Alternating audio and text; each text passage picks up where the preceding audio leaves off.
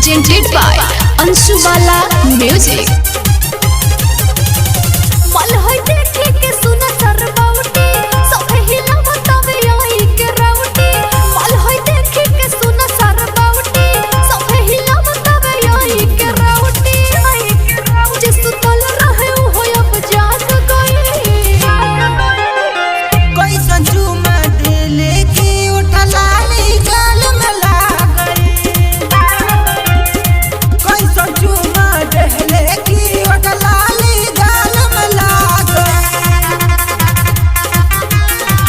Presented by Anshubala Music.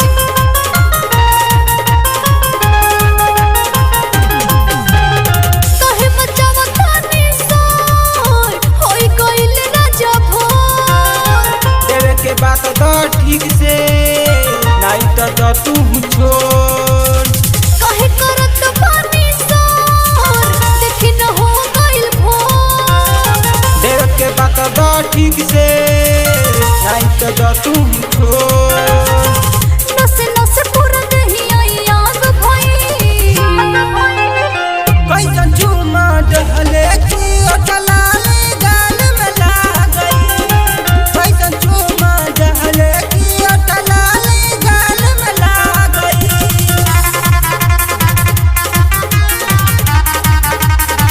Presented by Anshubala Music.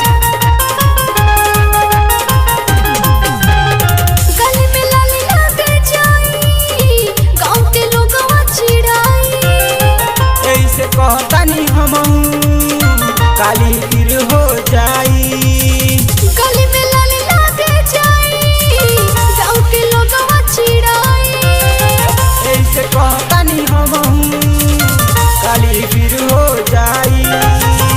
देवर सुनीला सुहाना देखी भाग गई कैसन झूमा डहले की ओटला गाल में लाग गई कैसन झूमा डहले की ओटला गाल में लाग गई। Balaji recording studio, Jadavpur.